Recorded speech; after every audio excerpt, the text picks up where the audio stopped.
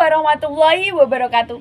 Hai teman-teman semuanya, kembali lagi dengan kami, kelompok 6 dari mata kuliah Pengantar Ilmu Perikanan. Untuk kesempatan kali ini, pada pertemuan yang keempat, kita akan membahas materi mengenai ekosistem estuaria yang akan kami paparkan melalui PowerPoint. Namun sebelum memasuki materi, izinkan saya membacakan nama anggota kelompok penyusun PowerPoint dari kelompok 6 ini. Yang pertama adalah Anissa Tridamayanti dengan NPM 3 digit terakhir 036, Putri Ramadhani dengan NPM 3 digit terakhir 045, Ananda Sri Wahyuni dengan NPM 3 digit terakhir 060, dan yang terakhir M. Fadil Tamam dengan NPM 3 digit terakhir 099. Oke teman-teman, langsung saja kita memasuki sesi pemaparan materi ekosistem estuaria. Tahukah teman-teman apa itu estuaria? Jadi, estuaria merupakan suatu komponen ekosistem pesisir yang dikenal sangat produktif dan paling mudah terganggu oleh tekanan lingkungan yang diakibatkan kegiatan manusia maupun oleh proses alamiah. Estuaria berasal dari bahasa Latin aestus, berarti pasang surut. Berdasarkan definisi Pritchard dalam Odum 1971, estuaria merupakan suatu bentuk massa air yang semi tertutup di lingkungan pesisir yang berhubungan dengan laut lepas, sangat dipengaruhi oleh efek pasang surut dan massa air. Merupakan campuran dari air laut dan air tawar. Tipe estuari berdasarkan geomorfologi terdapat beberapa macam, di antaranya 1. Estuari yang berupa rataan tergenang, biasanya terbentuk di sepanjang pantai yang memiliki rataan pantai yang dangkal dan lebar. Pada musim penghujan, air dari sungai mengangkut sejumlah besar sedimen ke arah estuari, sedangkan pada musim kemarau, air laut mendominasi lingkungan estuari karena air sungai sangat rendah. 2. Yaitu estuari bertipe fjord, yaitu tipe estuari yang biasanya terbentuk di perairan dalam. Sebelumnya, fjord ini merupakan sungai glaster yang terbentuk di wilayah pegunungan di kawasan pantai. Saat suhu hangat, sungai glaster ini mencair, akibatnya permukaan air laut naik dan membanjiri lembah di sela-sela pegunungan tersebut. Estuari dengan pasir penghalang terbentuk oleh adanya beteng pasir yang terletak sejajar dengan garis pantai sehingga menghalangi interaksi langsung dan terbuka dengan perairan laut. 4. Estuari yang terbentuk oleh proses vulkanik. Tipe estuari ini berbentuk dari lekukan garis pantai atau pesisir, di mana lekukan tersebut terbentuk karena terjadinya patahan geologis atau oleh penurunan muka bumi secara lokal. Proses tersebut biasanya diikuti dengan pemasukan air tawar yang besar. Tipe estuari berdasarkan hidrologis dibagi menjadi beberapa macam, di antaranya 1. Profil hidrologis berlapis. Profil ini biasanya disebabkan karena terdapatnya dominasi aliran sungai dibandingkan dengan pasang surut, sebagaimana yang biasa terjadi di muara sungai besar. Selanjutnya yaitu profil hidrologis teraduk sebagian, yaitu pada profil seperti ini input air tawar dan pasang surut lebih seimbang pengaruhnya. Yang ketiga ada profil hidrografis tercampur sempurna. Tipe estuari ini didominasi oleh efek pasang surut yang kuat. Air cenderung teraduk dengan sangat baik mulai dari permukaan hingga dasar perairan. Kandungan salinitas relatif tinggi, hampir mendekati salinitas air laut.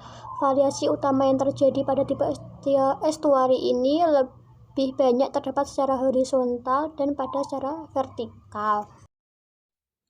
Nah, berikutnya yaitu tipe estuari berdasarkan bentuk, kedalaman, dan sebaran air laut. Yang pertama ada subsistem laut atau marine. Subsistem ini terletak tepat di mulut sungai yang langsung berhubungan dengan laut. Pada zona yang didominasi oleh pengaruh laut ini, selalu terjadi pencampuran biota yang berasal dari laut menuju estuari dan sebaliknya. Yang kedua yaitu subsistem teluk atau bay. Daerah ini dicirikan dengan adanya hamparan rataan lumpur yang tampak ke permukaan pada saat surut dan tergenang oleh campuran air tawar dan air laut pada saat pasang. Yang ketiga yaitu rawa-rawa atau slough. Rawa-rawa atau slok ini merupakan percabangan kecil yang menghubungkan teluk dengan saluran utama dari sungai. Pengaruh pasang surut di lingkungan ini tidak sebesar bagian lain dari estuari yang lebih dekat dengan laut. Dan yang terakhir ada sungai atau riverine. Subsistem ini terletak di daerah masuknya air tawar dari gunung menuju lingkungan estuari. Sebagian besar dari subsistem ini berbentuk menyudut dan biasa disebut saluran sungai yang terpengaruh pasang surut. Tipe estuari atau pola sirkulasi air. Yang pertama, estuari berstratifikasi sempurna atau nyata, atau sering disebut juga dengan estuari baji garam. Yang kedua, estuari berstratifikasi sebagian atau parsial, merupakan tipe yang paling umum dijumpai. Yang ketiga, estuari campuran, sempurna atau estuari homogen vertikal. Arus pasang surut dominan dan kuat sehingga estuari tercampur sempurna dan tidak terdapat statistika.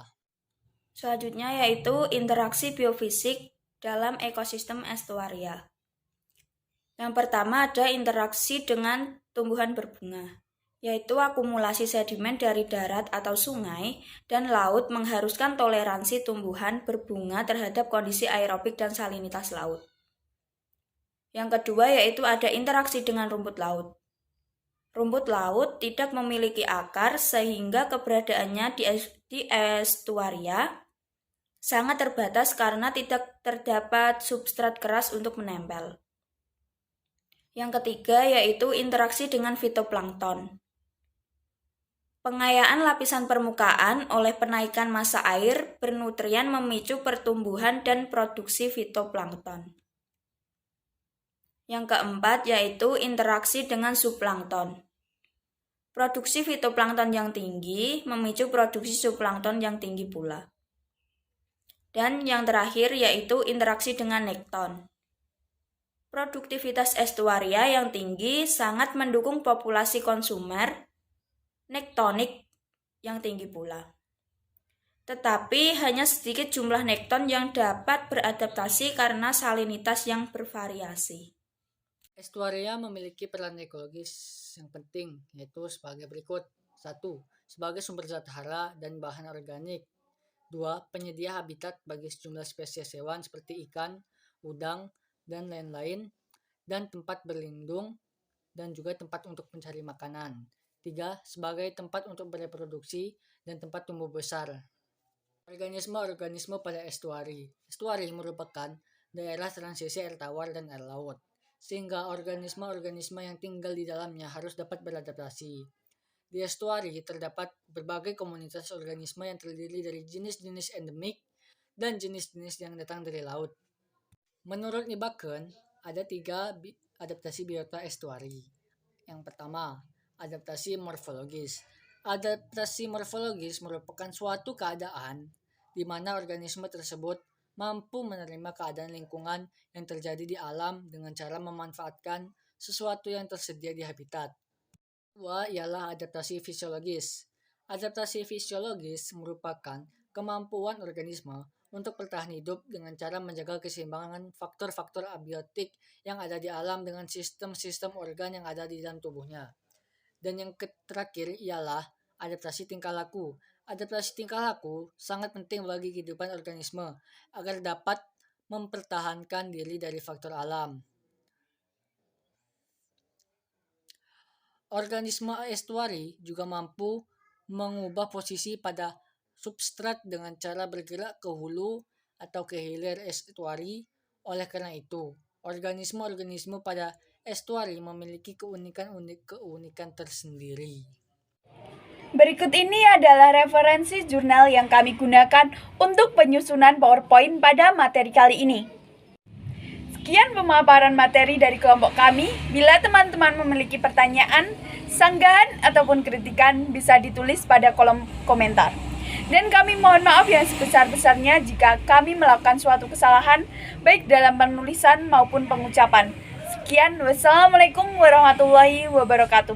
Sampai bertemu dengan materi selanjutnya.